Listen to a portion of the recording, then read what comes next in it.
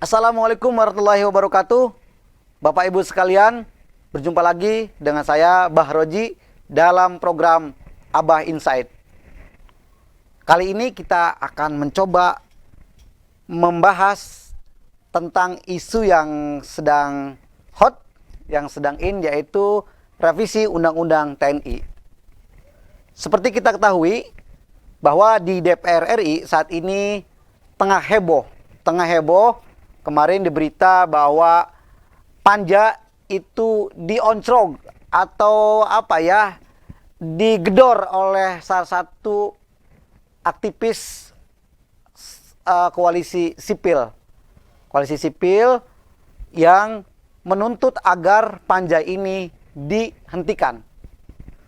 Jauh sebelum ini, beberapa organisasi civil society atau koalisi sipil bidang pertahanan menolak pembahasan RUU TNI ini. Ya. Kenapa ini menjadi perdebatan? Karena ini memang agak serius yang berujung pada masa depan demokrasi kita. Sebelum reformasi, kita mengenal Dwi Fungsi ABRI yang itu amat berbahaya dan menciptakan sebuah otoritarisme, sebuah monopoli kekuasaan, sehingga kekuasaan itu bisa menindas atau melanggar HAM. Militeristik yang dianut sejak Bung Karno, kemudian berlanjut juga ke pemerintahannya Pak Soeharto, telah melahirkan sebuah traumatik di publik, di masyarakat sipil. Bayangkan, sebelum reformasi, Anda yang berkumpul itu pasti dimonitor. Ya. Pers diberedel. Diskusi-diskusi harus berizin. Bayangkan. Nah, itulah mungkin imajinasi ini yang tidak ingin kemudian lahir kembali. Kan terwajar ketika kawan-kawan organisasi sipil, koalisi masyarakat sipil menolak pembahasan RUU TNI ini. Jika ada masyarakat bertanya, kenapa kita harus menolak RUU ini? Maka alasannya jelas. Karena imajinasi Dwi Fungsi ABRI yang begitu merusak, yang begitu menindas masyarakat sipil. Dan badai reformasi 98 yang harus dibayar dengan mahal, itu adalah perjuangan masyarakat sipil, perjuangan seluruh elemen agar kita tidak lagi terjebak pada militeristik. Karena itulah muncul TAP MPR nomor 6 dan nomor 7 untuk mencabut fungsi TNI, kemudian digantikan oleh Undang-Undang TNI nomor 34 tahun 2004. Di sana terjelas termaktub bahwa fungsi TNI, kemudian pembatasan tentara aktif untuk masuk ke organ-organ lembaga-lembaga sipil. Beberapa elemen, terutama pemerintah dan TNI, ingin ini dijadikan atau ingin ini direvisi. Dan itu sudah bergulir sejak 2010, di mana pemerintahan Presiden SBY tahun 2010.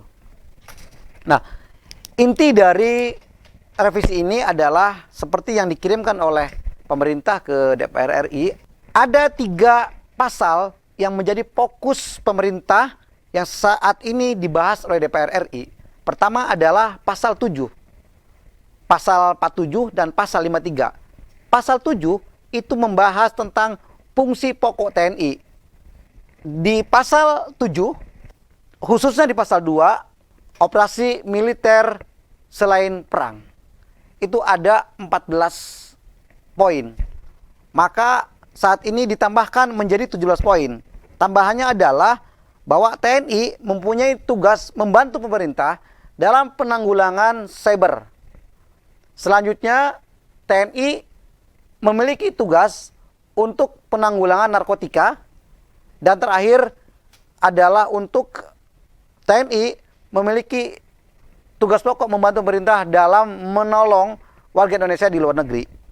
Nah, ini adalah sebuah tambahan yang kemudian menjadi perdebatan. Lalu selanjutnya adalah pasal 47. Pasal 47 ini pasal yang krusial yang kemudian menjadi heboh karena ini selalu muncul di titik-titik pengisian jabatan. Nah, dalam pasal 47 ini disebutkan ada 10 lembaga sipil atau lembaga pemerintah yang boleh diisi oleh tentara aktif.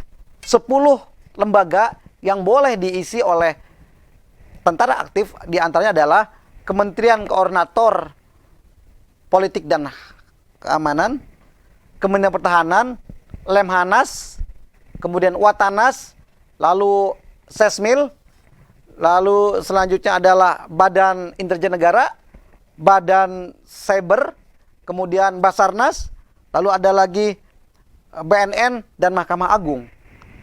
Adapun dalam revisi ini ditambahkan 6 yang boleh diisi oleh tentara aktif.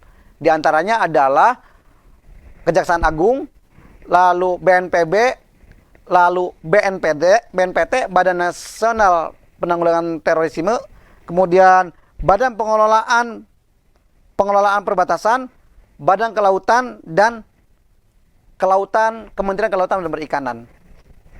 Ini yang menjadi perdebatan. Kenapa mesti kawan-kawan TNI yang aktif yang isi? Ya kalau misalnya mereka mau menjabat, ya harus off dulu. Ya harus pensiun dulu, artinya menjadi sipil. Nah, ini yang kemudian menjadi ancaman bahwa pemerintah dan DPR saat ini sedang mendorong munculnya dui fungsi ABRI. Nah, jika kita tilik dari perspektif keamanan dan perspektif DPR, saya memandang bahwa silang karut ini tidak terlepas dari apa yang disebut dengan relasi militer dan sipil. Bapak Ibu sekalian, mari kita flashback sebentar. Misalnya saat kita menanggulangi atau mengantisipasi serangan OPM di Papua. Selalu ada keributan opini, selalu ada silang karut kontroversi, apakah boleh TNI masuk atau tidak? Apakah TNI boleh ikut terlibat menanggulangi terorisme atau tidak? Nah, ini kemudian saya kira dari perspektif keamanan, keberadaan BNPT, keberadaan TNI aktif yang memiliki kemampuan teknis dibutuhkan untuk mengantisipasi serangan terorisme. Karena menurut saya ketika berbicara terorisme, ketika berbicara ancaman, maka itu sudah menjadi ancaman negara. Dalam penyelesaian terorisme misalnya, itu tidak bisa dilakukan oleh masyarakat sipil biasa, tetapi mesti dilakukan oleh orang yang memiliki kemampuan teknis, intelijen, kemampuan teknis berperang. Nah, jika mereka memang melanggar hukum, maka penyelesaian hukumnya itu diserahkan kepada aparat hukum. Dalam hal ini, tentu yang memiliki kewenangan penyidikan semestinya adalah Kejaksaan Agung atau Jaksa Agung. Nah, inilah silang karut yang menurut saya ke depan juga nanti harus dibenahi. Selanjutnya, Bapak Ibu sekalian, kontroversi ini tentu kita tidak akan selesai jika terus memperdebatkan apakah ini fungsi militer, apakah ini fungsi sipil. Ya, maka untuk keberlangsungan sebuah republik, saya kira keterlibatan militer, keterlibatan sipil itu juga dua-duanya dibutuhkan. Ya, dorongan-dorongan atau suara-suara yang mengatakan bahwa NGO ini, LSM ini dibiayai oleh asing untuk mengintervensi. Saya kira itu juga tidak tepat. Karena dalam sebuah negara demokrasi, keterlibatan civil society, keterlibatan NGO, keterlibatan masyarakat itu amatlah penting. Karena ya namanya demokrasi itu pasti civilization supremacy. Artinya ya masyarakat sipil lah yang kemudian memiliki kewenangan. Adapun tentara itu dalam kendali sipil. Tapi pada kenyataannya bahwa keterlibatan militer di sipil itu tidak bisa dipisahkan, Bapak Ibu sekalian. Nah, disinilah kemudian seorang presiden yang saat ini menjadi pemimpin negara dan pemimpin pemerintahan mesti bijaksana, mesti bisa mengkolaborasi antara porsi mana yang kemudian menjadi kemampuannya tentara dan kemampuannya sipil. Nah, penambahan lembaga yang tadinya 10 menjadi 16, saya kira ini penambahan yang harus betul-betul disoroti dalam aplikasinya. Jangan sampai nanti keberadaan militer di tubuh lembaga sipil ini menjadi flashback seperti dulu. Mereka nanti melakukan penindasan misalnya atau ancaman dan lain sebagainya. Nah, ini yang kemudian ditakutkan oleh kawan-kawan sipil. Untuk keberlanjutan republik itu kita butuh sinergisitas. Tentu kita tidak bisa mengesampingkan fungsi-fungsi TNI, mengesampingkan fungsi-fungsi militer. Keberadaan negara akan kukuh ketika militer itu juga menghormati wilayah atau peran sipil, dan sipil juga menghormati wilayah militer. Nah, saya punya data riset dari Pak Dedi Sungkawan beserta Pak Rodon ini dari UPN, juga Universitas Pertahanan dan Universitas, bahwa keterlibatan TNI polisi saat ini itu tidak terlepas dari semangat pemerintahan terdahulu, yaitu Pak Presiden Jokowi, untuk mencoba membuat jalan tengah. Ya, membuat jalan tengah, membangun relasi militer pragmatis menyebutnya. Nah, kenapa ini diperlukan? Kita tahu bahwa Pak Jokowi sebagai pemimpin sipil, mereka butuh legacy dari militer.